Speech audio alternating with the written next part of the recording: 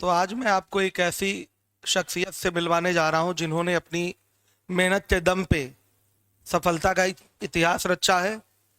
पहले ही प्रयास में इन्होंने एसएससी सीएपीएफ एग्ज़ाम 2022 की परीक्षा को क्रैक किया है और बहुत लंबी तैयारी इनकी नहीं रही है।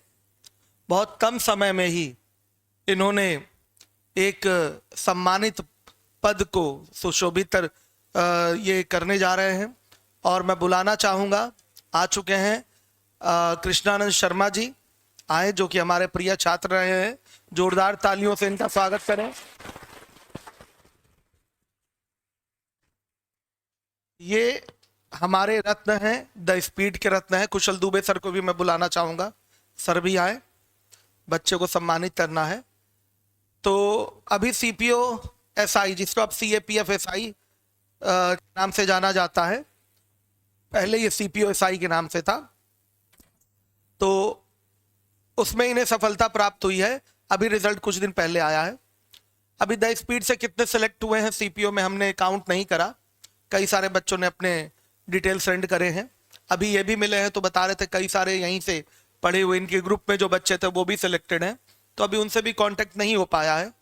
जैसा कि आपको पता है कि एसएससी एग्जाम कोई सा भी एग्जाम होता है तो सबसे ज़्यादा सिलेक्शन आपके द स्पीड कोचिंग से ही होता है, चाहे वो एसएससी सीजीएल 2022 का एग्जाम रहा हो या उसके पहले के एग्जाम रहे हो, या आपका सीएचएसएल हो, या आपका स्टेट लेवल कोई सा एग्जाम, यूपीपी हो, यूपीएसआई हो। पूरे प्रयागराज में सबसे ज़्यादा सेलेक्टेड कैंडिडेट यहीं दिखाई देते हैं। इसका रीज़न है द स्पीड का बच्चा हमने देखा है बहुत मेहनती होता है, हमने ये देखा है, पाया है। आप भी नए नए बैच अभी स्टार्ट करा है, आप में भी मेहनत बहुत ज़्यादा दिखाई देती है, आप बहुत मेहनत करते हैं। बहुत सारे बच्चे बहुत ज़ीरो लेवल पे थे, एक अच्छे लेवल पे अब आ चुके हैं। तो जो भी बच्चा यहाँ द स्पीड में पढ़ता है ये माना जाता है कि टैग लग जाता है कि नहीं ये मेहनती है, तो इसीलिए सिलेक्शन यहाँ सबसे ज़्यादा है। यहाँ घास भूसा कम पाए जाते हैं, मेहनती कर्मठ जुझारू छात्र अधिक मिलते हैं। बहुत मेहनत से, देखिए बैठे तो हैं कई सारे बच्चे, हम बहुत मेहनती हैं जो नेक्स्ट ईयर मुझे सिलेक्शन देंगे। आप सभी लोगों से मुझे उम्मीद है सिलेक्शन आप देंगे। सबसे पहले मैं संतोष सर को आमंत्रित करना चाहूंगा, प्रिय छात्र, आप सभी के प्रिय छात्र कृष्णानंद शर्मा जी को माला पहनाकर सम्मानित करें। इसी के साथ मैं कुशल दुबे सर को बुलाना चाहूंगा।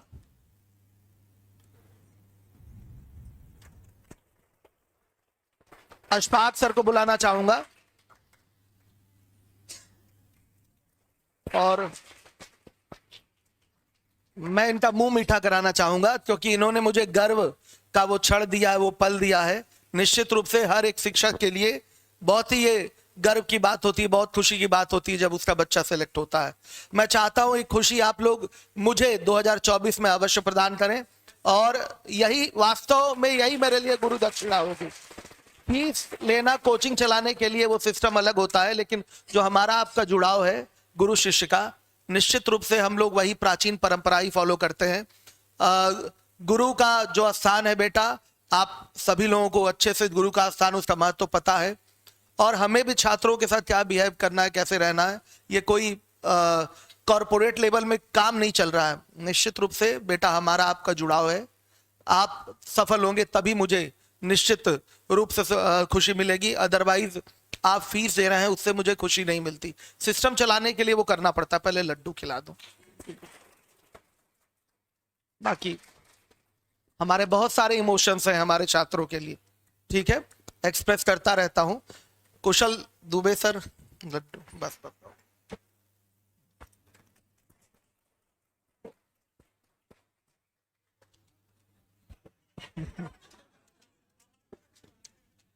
मैं इनके दो मित्रों को भी आमंत्रित करना चाहूंगा।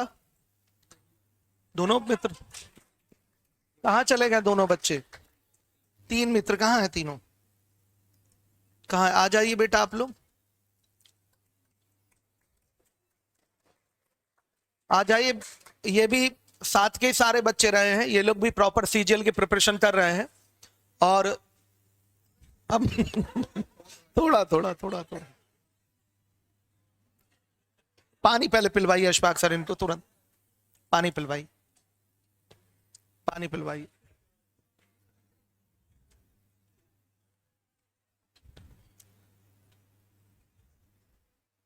हमें बहुत खुशी मिलती है जब हमारा बच्चा सेलेक्ट होता है, बहुत अच्छा लगता है। अब मैं चाहूंगा इस यंग डायनेमिक पर्सनालिटी की बातों को आप सुने, इनके विचारों को जाने, इन्होंने किस तरीके से सफलता प्राप्त की है। आप तो इनसे मोटिवेशन प्राप्त करके एक अलग ही तरह की डिफरेंट डिफरेंट काइंड की आपको एनर्जी प्राप्त होगी। हम चाहेंगे, माइक देंगे इनको कि आपको कुछ सजेशन दे, तैयारी कैसे करना। नहीं नहीं बेटा, ये आपका अधिकार है।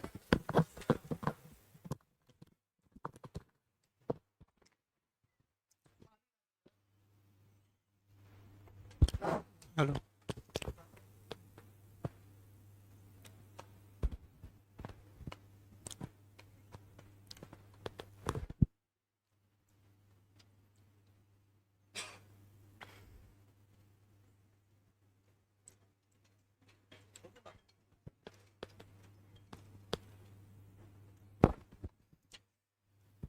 नमस्कार आप सबका। जैसा कि आप लोग नाम जानते हो, कृष्णानंद शर्मा मेरा नाम है और मैं गाजीपुर डिस्ट्रिक्ट से बिलोंग करता हूँ। मेरा इंटर 2019 में हुआ था और मैं पिछले साल यानी 2022 में ग्रेजुएट हुआ हूँ। और ये मेरा CPO-SI का पहला अटेम्प्ट था और फर्स्ट अटेम्प्ट में मेरा क्लियर हो पाया है। तो बेसिकली मैं CPO-SI के लिए ही टारगेटेड था और मेरा CGL और CPO दोनों साथ में निकला। तो मैं CGL को ज़्यादा टारगेट ना करके मैं CPO को ही आगे लेकर गया और CPO में ही फाइनल सिलेक्शन में लिया। तो मेरी जर्नी इस कंपटीशन की दुनिया में 2021 के सितंबर से शुरू हुई और मैं लगभग 1 साल कंप्लीट किया अपनी पढ़ाई को यहाँ पे। तो सारे सब्जेक्ट्स मैंने यहीं से पढ़े, मैथ हो, रीजनिंग हो, इंग्लिश हो या GS की मैराथन क्लास और भी। तो वो ख़त्म होते होते मेरा अटेम्प्ट आ गया।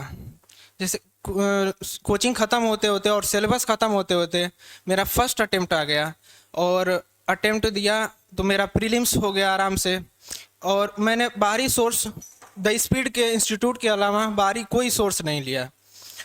इसका मेरे पास यही प्रमाण है कि मैं बाहर से कोई एक भी बुक खरीद नहीं पाया।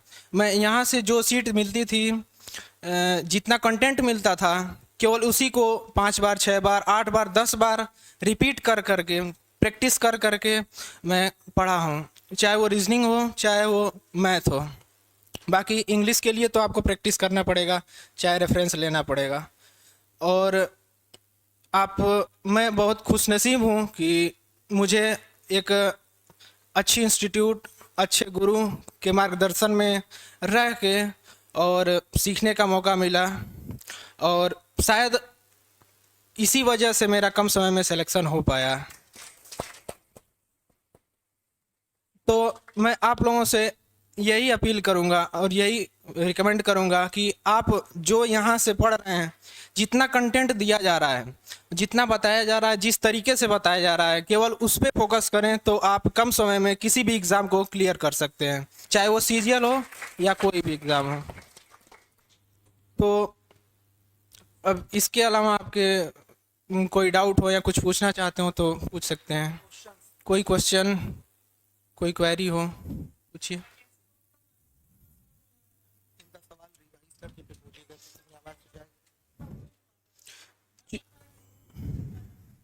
देखिए, ये डर सबके अंदर होता है और वैकेंसी को लेके दुविधाएं सबके अंदर रहती हैं, लेकिन कहा जाता है कि आपको एक सीट लेना है तो सीट कितना हुआ है, कितना हो वैकेंसी रहे, आप अपने एक सीट के लिए फाइट कीजिए।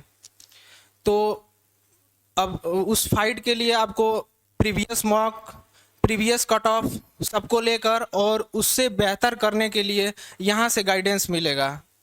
केवल इसी को टारगेट कीजिए। आप वैकेंसी को छोड़िए, वैकेंसी कितनी आ रही है, कितनी जा रही है, किसी साल कम हो जाती है, किसी साल ज़्यादा हो जाती हैं। तो ये कहीं ना कहीं आप पे थोड़ी सी लक पे भी डिपेंड करता है या और भी चीज़ें हैं, लेकिन आपको केवल एक सीट के बारे में सोचनी है। वैकेंसी बहुत मायने नहीं रखती, वैकेंसी हर साल आ रही है, कुछ ना कुछ हो रहे हैं, चाहे यहाँ से हो या कहीं और से, मतलब थोड़े बहुत हर जगह से वैकेंसी मतलब फिलअप हो रही है। तो आपको उस पर टारगेट करना है, आपको ये नहीं देखना है कि कितनी वैकेंसी है, आपको एक सीट के लिए फाइट करना है।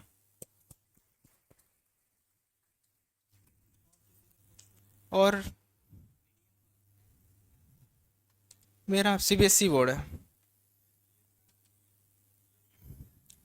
जीएस बेसिकली मैं जैसे यूट्यूब पे करंट अफेयर चलता है, यहाँ पे भी चलता है, तो उस समय उनसे पढ़ रहा था। और जीएस चूँकि एसएससी की दुनिया में जीएस बहुत अनसर्टेन है, तो उसके लिए आपको बहुत ज़्यादा भी भागने की ज़रूरत नहीं है। 3 सब्जेक्ट में आप परमानेंट स्कोर कर सकते हैं, लेकिन जीएस में थोड़ा अनसर्टेन है। तो जीएस को लेके आप बेसिकली लूसेंट पढ़ सकते हैं, या यहाँ पे जितना दिया जा रहा है उतना एनफ है। प्रीवियस ईयर का जो क्वेश्चन है, चाहे घटना चक्र हो या और भी कोई हो, बस इतना ही रहेगा, एनफ रहेगा, क्योंकि इसमें ज़्यादा समय देकर कोई फ़ायदा नहीं है। ये हमेशा अनसर्टेनिटी और बहुत टफर्स लोग के भी साथ ये समस्याएं होती हैं।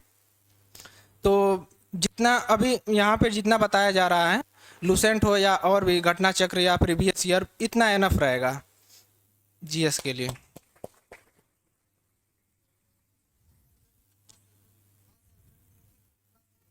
क्या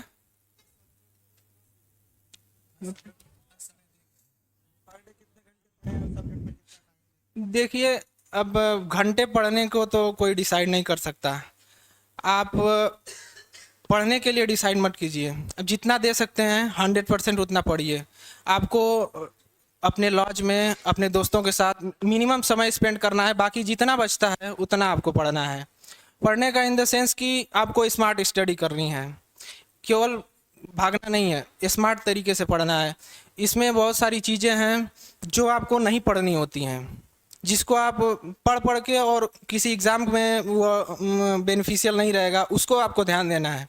तो उसके लिए आप अपने यहाँ के सीनियर्स जो हैं या एक्सपर्ट हैं उनसे भी कंसर्न कर सकते हैं कि क्या नहीं पढ़ना है, ये भी है। सब चीज़ पढ़ेंगे आपका टाइम नुकसान होगा और वो एग्ज़ाम में शायद आए भी ना। तो आपको एग्ज़ाम ओरिएंटेड चीज़ें पढ़नी है, जो कि इस कंटेंट में मिलेगा, यहाँ के कंटेंट में मिलेगा, वो एनएफ रहेगा। और बाकी सब्जेक्ट की बात है तो सब पे आपको फोकस करना है, किसी को आप एज ए ग्रांट नहीं ले सकते हैं, सब पे फोकस करना है समान, एक साथ।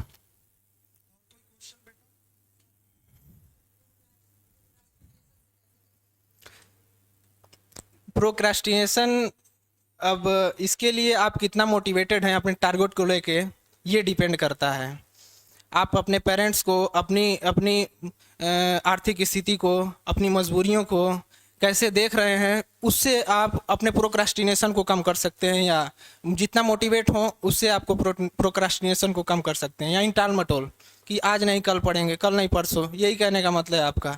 तो ये आपके टारगेट पे डिपेंड करता है, आप किस एग्ज़ाम को किस तरीके से अपनी आर्थिक स्थिति को मजबूत करना चाहते हैं, क्या करना चाहते हैं, वो आपको मोटिवेट करेगा, और टाल मटोल यानी प्रोक्रेस्टिनेशन आपका कम होगा। ये मायने रखती है।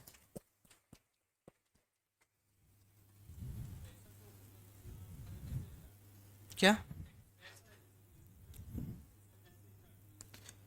प्रेशर को, पहले तो मुझे ऐसा लगता है कि आपको सिलेबस को अच्छे से जानना चाहिए, चैप्टर्स को समझिए, सीट्स को एक बार देखिए कैसे कैसे क्वेश्चंस हैं।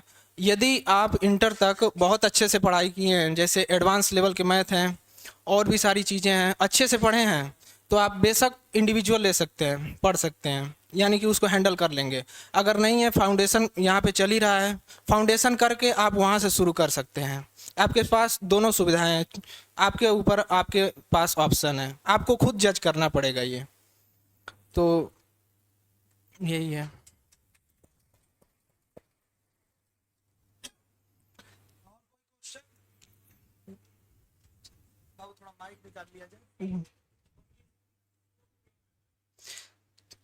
मैं सीजीएल को छोड़ के इसको क्यों प्रेफर किया, यही आपका क्वेश्चन है।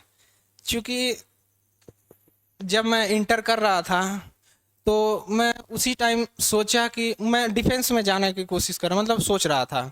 तो वो एनडीए, एयरफोर्स, इस सब के बारे में मैं सोच रहा था। लेकिन मैं एक बार अपनी एज को कैलकुलेट किया तो मुझे एक अटेम्प्ट या उससे भी कम मिल पा रहे थे, एक अटेम्प्ट या ना मिल पा रहे थे, ऐसे लग रहा था एनडीए के लिए। तो मैं सोचा कि अब डिफेंस में ही जाना है तो क्यों ना अच्छी जगह जाया जाए। तो मैं सीनियर से पूछा, जो मेरे सीनियर थे वो एसएससी की तैयारी कर रहे थे, तो वो लोग बताया कि सीपीओ एसआई ग्रेजुएट लेवल पे ये बहुत अच्छा एक चांस रहेगा, ये अच्छी जॉब रहेगी। तो डिफेंस में भी चले जाएंगे और ग्रेजुएट लेवल पे है, एक अच्छी 4200 ग्रेड पे की जॉब है और सब कुछ है। तो इसीलिए मैं इसको शुरू से ही टारगेट किया था। और चूंकि इस सीपीओ के टारगेट के चक्कर में मेरा सीजीएल निकला है, मैं सीजीएल को टारगेट नहीं किया, सीपीओ के चक्कर में मेरा सीजीएल निकला। तो सीजीएल निकला जिस समय प्री दोनों का एक ही साथ हुआ, 1 महीने के अंदर दोनों क्वालिफाई हुए। लेकिन जब मेंस था सीजीएल का, मेरा प्री का इसका फिजिकल लग गया सीपीओ का, तो मैं सीजीएल को अच्छे से पढ़ नहीं पाया, यानी उसमें कंप्यूटर में लैग कर गया, 2-3 नंबर से मैं डिस्क्वालीफाई हो गया। तो सीजीएल उसमें नहीं कर पाया और चूंकि इसको टारगेटेड था तो इसको ही मैं फाइनल तक लेकर जाना चाहा और इसी को टारगेट किया, मेंस दिया, सब कुछ किया। मेरा फाइनल ड्रीम यही था और वो आज मैं अचीव कर पाया। और आगे की जर्नी में इसी में असिस्टेंट कमांडेंट की तैयारी के लिए हमेशा सर के कांटेक्ट में रहूँगा, या जो भी है इनके मार्गदर्शन में हमेशा रहूँगा। बहुत बहुत धन्यवाद। बहुत अच्छे से मोटिवेट किया। कुछ सवाल हमारे भी हैं, उनका भी जवाब चाहिए, तो माइक ऐसे ही पकड़े रहिएगा। आपकी सफलता में आपकी मेहनत का ही पूर्णतः योगदान है, ये मैं बहुत अच्छे से जानता हूँ, लेकिन फिर भी एक सही मार्गदर्शन आपको सफलता जल्दी दिलाती है। भाई जिसने सोच लिया, जिसने ठान लिया मुझे सफल होना है, तो कई सारे रास्तों से घूमते हुए भी 4-6 साल बाद वो आता है और सफल हो जाता है। लेकिन अगर एक सही मार्गदर्शन मिल जाता है तो जो सफलता आपको 4 साल में मिलनी है वो सफलता आपको 1 साल में मिल जाती है। तो आपकी सफलता में द स्पीड का जो मार्गदर्शन रहा हमारा यहाँ टीचर्स का, वो क्या इस बारे में आप सोचते हैं, क्या विचार है? देखिए, सर्वप्रथम मैं जब द स्पीड को ज्वाइन किया उस समय मैं तो काफ़ी इधर उधर से जो लोग सीनियर्स थे, सिलेक्टेड थे, उन लोगों के रेफरेंस से ही सब कुछ पता चला कि द स्पीड बेस्ड कोचिंग है। तो यहाँ पे आके अब मैथ, रीजनिंग एक साथ किया और इंग्लिश भी, जैसे हर एक चीज़ एक साथ इंडिविजुअली लेकर चलना थोड़ा सा कठिन होता है। तो रीजनिंग ख़त्म करने के बाद, रीजनिंग सर से ही पढ़ा, कुशल सर से, तो एनफ था, जितना पढ़ा दिए, जितना नोट्स दे दिए वो एनफ था। उसके बाहर मतलब मुझे नहीं लगा कि कुछ आएगा। और मैथ के लिए सर ने जितना कंटेंट दिया, जितनी सीट मिली, उसको 100%, एक भी क्वेश्चन ऐसा नहीं था जिसको मैं 5 बार, 6 बार, 7-8 बार ना लगाया हूँ। पूरी सीट को लगभग 8-8 बार लगा चुका था, तब जाके मुझे इसका बेनिफिट मिला। और इतना ही एनफ था। इंग्लिश के लिए उस समय कुछ के गाइडेंस पे रहकर और बहुत कुछ मिला, सीखने को मिला। और मैं चूँकि किसी इंस्टीट्यूट की बात हुई तो मैं द स्पीड को ही डेडिकेट करूँगा अपनी सक्सेस का जो भी है। और द स्पीड का बहुत बड़ा रोल रहा। और नाइट मैराथन क्लास में अटेंड किया, चूँकि टाइम नहीं मिल पाता था, 1 ही साल के अंदर सब कुछ इंडिविजुअली कलेक्ट कर पाना थोड़ा सा मुश्किल था। तो सैटरडे को नाइट मैराथन क्लास चलती थी जीएस की, तो उस सब से बहुत बेनिफिट मिला और जीएस में उससे मेरा अच्छा स्कोर हो पाया नाइट मैराथन क्लास से।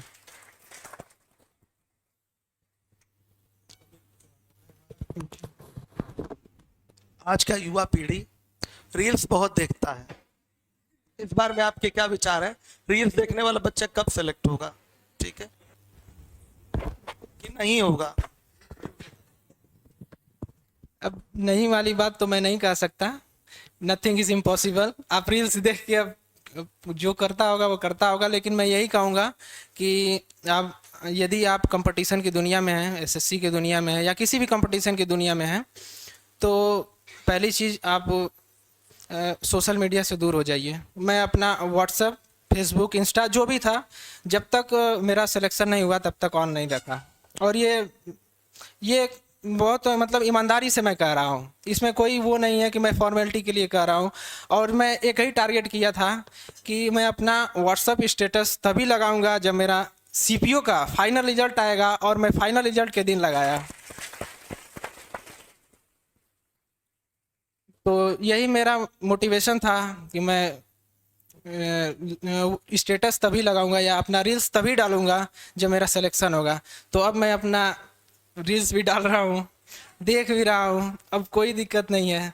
अब मुझे भी लोग देखेंगे और अच्छा लगता है जब फाइनल सिलेक्शन हो के और कोई आपको देखता है, आपसे मोटिवेट होता है। तो अभी कोशिश कीजिए कि रील्स से और बाकी सब सोशल मीडिया बाहरी डिस्ट्रैक्शन से बचे रहिए, और किसी से फालतू का विवाद नहीं करना है। बहुत लोग लॉज में मैं देखता हूँ कि झूठ मूठ का पॉलिटिक्स की बातें छेड़ देते हैं।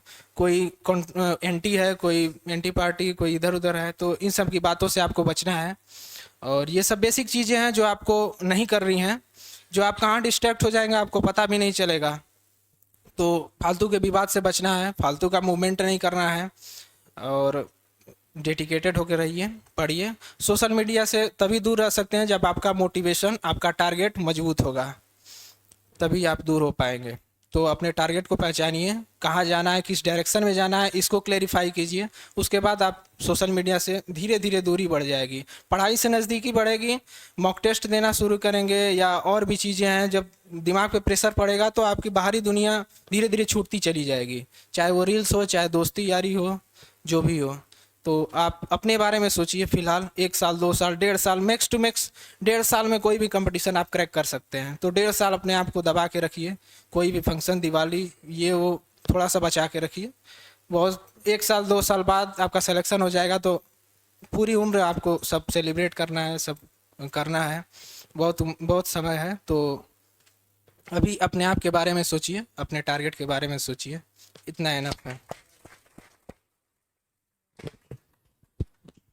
सुन लिए आप लोग, मतलब सफलता प्राप्त करनी है तो आपको करना क्या है, रील्स से, सोशल मीडिया से दूर रहना है।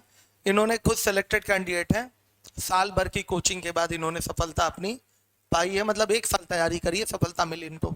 इन्होंने क्या कहा कि मैंने सोचा था कि जब सीपीओ एसआई में फाइनल सिलेक्शन होगा तभी व्हाट्सएप स्टेटस लगाऊंगा, तभी रील्स बनाऊंगा। मैंने बोला आपको बेटा कि आप रील्स देखना बंद करो, एक दिन दुनिया आपका रील बनाएगी। तो आज इस बच्चे का रील हम बनाने जा रहे हैं जिसको आप देखेंगे, ठीक है, सारे सोशल मीडिया प्लेटफॉर्म पे, और भी बहुत सारे लोग बनाएंगे। और हमें खुद इस बच्चे के साथ सच्चाई है, खड़े होने में गर्व की अनुभूति हो रही है। हम चाहेंगे ये खुशी का पल, ये खुशी का जो क्षण है, आप भी मुझे प्रदान करें नेक्स्ट ईयर। अभी ये बच्चे महीने 2 महीने से ही तैयारी में लगे हैं, फाउंडेशन है। चूंकि अब सिलेबस बदल गया है तो फाउंडेशन ही पर्याप्त है, इंडिविजुअल की कोई जरूरत है ही नहीं। तो सिलेबस चेंज हुआ है, क्वेश्चन सब चेंज होके आने लगे हैं, बहुत हाई लेवल के क्वेश्चंस नहीं आ रहे हैं। बस फाउंडेशन लेवल पे चीजें कवर करी आपने, प्रीवियस ईयर को कवर कर लिया पूरा, फिर फाइनल सिलेक्शन हो जाएगा। मॉक लगा लिया, कोई भी एग्जाम से पहले 100 मॉक लगा लिया, बहुत बेस्ट है। 100 मॉक लगाने का मतलब ये नहीं कि लगा के छोड़ दिया, प्रॉपर एनालिसिस किया उस पर, तो आप अच्छा कर पाएंगे। मुझे बहुत खुशी हुई, इतनी मौलिकता के साथ, इतनी सच्चाई के साथ, इतनी साफगोई के साथ इन्होंने एक एक स्टेटमेंट अपना आपके समक्ष रखा, और हर एक लाइन में इनके मोटिवेशन था। आपने ये रियलाइज किया होगा। और ये बच्चा कोई मोटिवेटर नहीं है, ये जो बातें निकल रही हैं, सफल होने के बाद ये अपने अनुभव को ये साझा कर रहा है बच्चा आपसे, किस तरीके से इन्होंने सिलेक्शन प्राप्त करी। ये कुशल दुबे सर के भी स्टूडेंट रहे हैं। मैं चाहूंगा कुशल दुबे सर इनके लिए 2 शब्द बोले। गुड आफ्टरनून आप सभी को। जब आपका रिजल्ट आया था तो सर ने फेसबुक पे पोस्ट किया था, तो मुझे लगा कि नहीं यार, मैं तो आपको पहचान रहा हूँ, क्योंकि नंबर आप स्टूडेंट क्लास में ज़्यादा होते हैं। जैसे अभी आपको मैं आज देखा हूँ तो शायद कल ना पहचान पाऊँ, लेकिन अब इनको कभी नहीं भूलूंगा पूरी ज़िंदगी भर, क्योंकि अब क्लास में तो पढ़े थे, आज जब गेट के बाहर मिले मैंने इनसे कहा कि आपने इंडिविजुअल बैच का, हाँ सर हमने पढ़ा था। तो कहने का मतलब ये क्लास में रेगुलर आते थे, मतलब मुझे लगता था कि आप इस वाले क्लास में यहाँ बैठते थे, इंडिविजुअल चलता था पीछे वाले में, और यह 3-4 बेंच छोड़ के एक ये बैठते थे कि इनके साथ इनके दोस्त हैं, चंदन लगाते थे आप, हाँ, आप 2-3 लोग एक साथ में आते थे, रेगुलर आते थे और ये लोग प्रैक्टिस शीट सॉल्व करते थे। और एक बार मुझे याद है मैं डाउट क्लास नहीं लिया था, तो इन्होंने कहा सर आप बीच बीच में डाउट छोड़ देते हैं। मैंने कहा नहीं, मैं डाउट जरूर लूँगा, और सैटरडे को मैंने डाउट इनका क्लियर किया था। तो ऐसे आप भी अगली बार नेक्स्ट टाइम आप ही का है, और मैं आपके उज्जवल भविष्य की कामना करूँगा कि आप जहाँ भी रहें आप खुशी से रहें। इसी के साथ मैंने वाणी का विराम दूंगा। धन्यवाद। संतोष सर इंग्लिश के सीनियर टीचर को आमंत्रित करना चाहूंगा, बच्चे के लिए 2 शब्द कहें।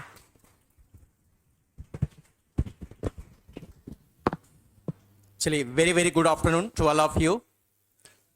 अभी कुछ देर पहले मैं कह रहा था कि एक ऐसा समय आए जहां वसीम सर आप बच्चों को भी यहां पे बुलाएं, आपको लड्डू खिलाएं। ये सबसे बड़ी उपलब्धि आपकी भी और इस कोचिंग की भी रहेगी।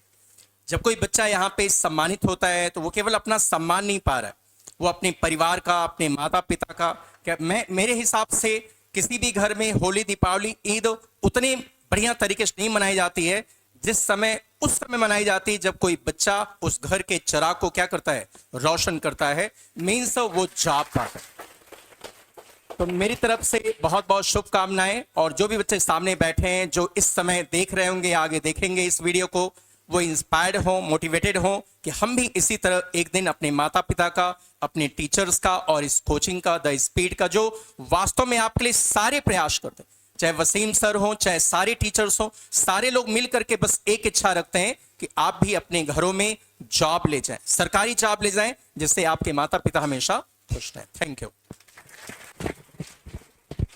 बहुत बहुत धन्यवाद सर, कुशल सर का आपका।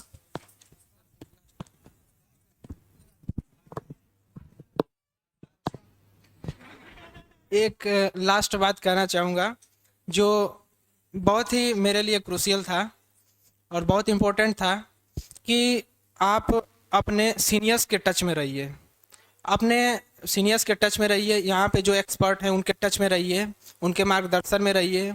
ये एक आप दूसरे नंबर के गुरु हैं, आप इनके टच में रहेंगे तो हमेशा आपको फ़ायदा मिलेगा।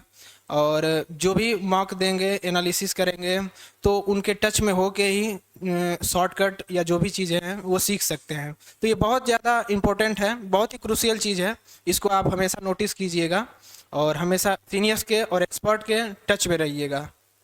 धन्यवाद।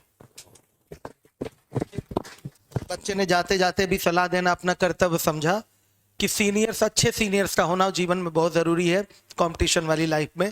क्योंकि ये देखिए, कोचिंग कंप्लीट कर दी, आप निकल लिए यहाँ से, फिर भी गाइड करने वाला कोई व्यक्ति होना चाहिए कि नहीं आपको। तो एक अच्छा सीनियर जो अच्छे स्टेज पे सिलेक्शन के करीब पहुंच रहा है या सिलेक्ट हो चुका है, वो आपको हमेशा मोटिवेट करता रहेगा। यहाँ जो एक्सपर्ट्स होते हैं उनके भी टच में रहिए, बच्चे ने बताया, क्योंकि हर जगह टीचर्स तो उपलब्ध नहीं होंगे ना आपके साथ। हम तो एक साथ सामूहिक रूप से सबको संबोधित कर देते हैं, लेकिन इसीलिए मैं कहता हूं अशफाक सर के टच में प्रॉपर बने रहिए आप लोग, अगर अपनी मैथ्स आप लोग अच्छी करना चाहते हैं। और जो भी एक्सपर्ट्स होते हैं उनके टच में बनिए। तो बच्चे ने काफी मौलिकता से हर एक एक प्रश्नों का जवाब दिया और बहुत खुशी की बात है। हम निश्चित रूप से आपके आभारी हैं शर्मा जी। सच्चाई बता रहा हूं कि आप अपना कीमती समय निकाल कर आए हैं, कोई आता नहीं है सिलेक्शन के बाद। बहुत सारे बच्चे सेलेक्ट हुए, सीजीएल में 500 प्लस बच्चे सेलेक्ट हुए। सीपीओ में काउंटिंग नहीं करी अभी हमने, क्योंकि अभी बहुत ज्यादा व्यस्तता हमारी इधर रही है। क्योंकि मुझे ही लगना पड़ता है तब बच्चा रिस्पॉन्स करता है, क्योंकि भाई किसी को अशफाक सर फोन कर देंगे क्या वो रिस्पॉन्स करेगा? क्योंकि अभी बच्चे मैक्सिमम तो हमसे पढ़े हैं ना, अभी तो अशफाक सर पढ़ाना शुरू किए, लेकिन ऐसा नहीं, सब बच्चे इज्जत करते हैं। क्यों शर्मा जी? तो लेकिन जो बच्चा जिससे पढ़ा होता है लोड उसी का लेता है, मानते हैं कि नहीं? इस बात तो लगाव उसका उसी से होता है। चाहे अभी संतोष सर ही फोन कर दें किसी को, अगर कोई बच्चा इनसे नहीं पढ़ा, या कुशल सर ही फोन कर दे, तो कोई ज्यादा लोड नहीं लेता और सफल होने के बाद बच्चा बिजी भी हो जाता है। और मेरी लाइफ भी बड़ा बिजी है, बहुत कम समय है हमारे पास किसी को देने के लिए। बहुत सारे बच्चे नाराज भी हो जाते हैं हमसे, सफलता प्राप्त करने के बाद किसी ने मैसेज करा, मैं रिप्लाई कर रहा हूँ 20 दिन बाद उसको, तो वो नाराज नहीं हो जाएगा, वो फूट जाता है बच्चा। फिर थोड़ा सा सफलता जो प्राप्त किया है उसको फुल इज्जत मिलनी चाहिए, ठीक है, प्रॉपर। और थोड़ा समय अभाव होने के कारण मैं दे नहीं पाता। आज तो संडे था और बहुत अच्छा लगा मुझे कि ये आए और स्पेशली अपना कीमती समय इन्होंने दिया आपको, जिससे देखिए इन्हीं के पीछे पीछे लग के कितने लोगों का भला हो जाएगा। अब आज इनसे इंस्पायर हुए आप लोग, इनके बताए रास्ते पर चलेंगे तो कितने लोगों का आज आपने भला कर दिया, उद्धार कर दिया। सच्चाई है शर्मा जी, तो समझिएगा। तो बेटा समय अभाव होता है, सबको नहीं बुला पाता मैं। बहुत सारे बच्चे सीजीएल के कहते रह गए सर मैं आ रहा हूं, अब समय नहीं रहता, क्लासेस रहती सुबह से शाम तक। कोई भी आया उसको 1 घंटा कम से कम देना पड़ता है। 1 घंटा मैं दूंगा, दूसरे बच्चे मुंह बना के बैठ जाएंगे जो प्रॉपर यहाँ क्लास लेने आए हैं, तो इसलिए मुश्किल होता है थोड़ा सा। हाँ लेकिन आगे मैनेज करेंगे। हमें बहुत अच्छा लगा, आप लोगों ने धैर्य पूर्वक इनको सुना और अच्छे प्रश्नों को रखा भी। अशफाक सर का भी समय आएगा, आ चुका है समय, इनका भी नंबर आ चुका है। बहुत बहुत धन्यवाद सर।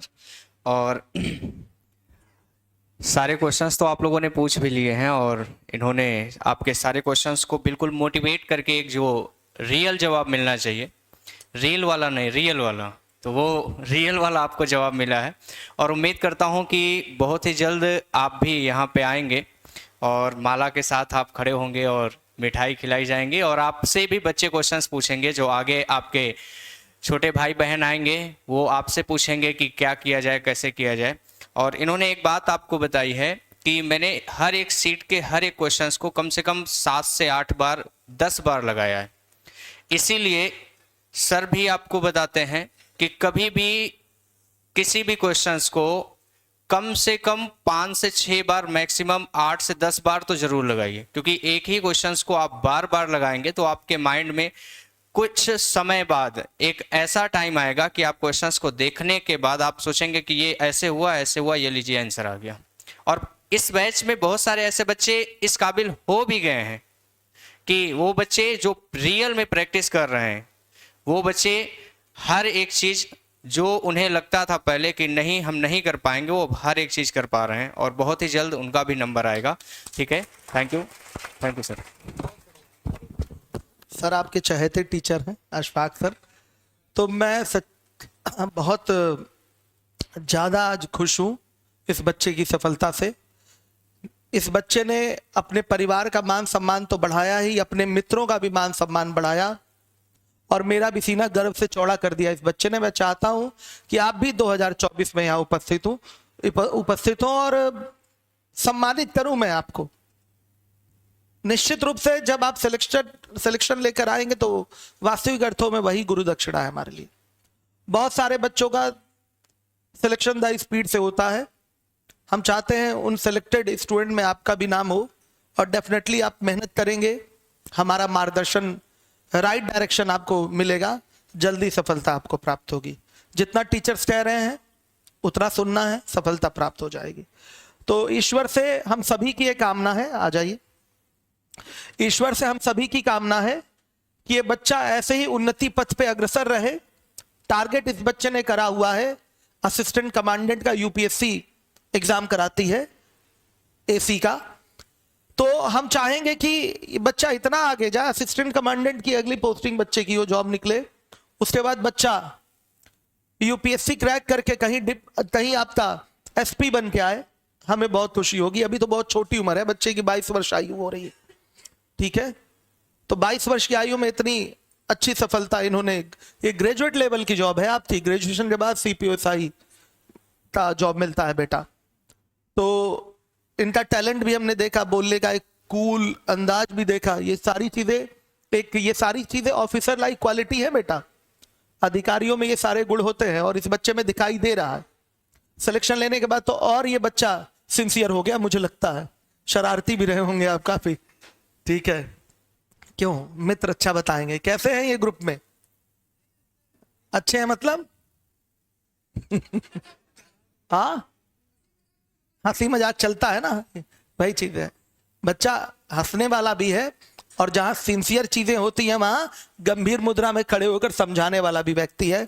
मतलब ये हर जगह आनंद देगा, यहां भी और मित्रों के साथ भी, ठीक है। ये ऑफिसर लाइक क्वालिटी होती है बेटा, जो इनके अंदर दिखाई दे रही है मुझे। आपके अंदर भी है, झांक के देखिए। जिस दिन आपको एक सफलता प्राप्त होगी ना, तो फिर आपका सपना सीधे यूपीएससी ही होगा, उसके नीचे आप सोचेंगे नहीं।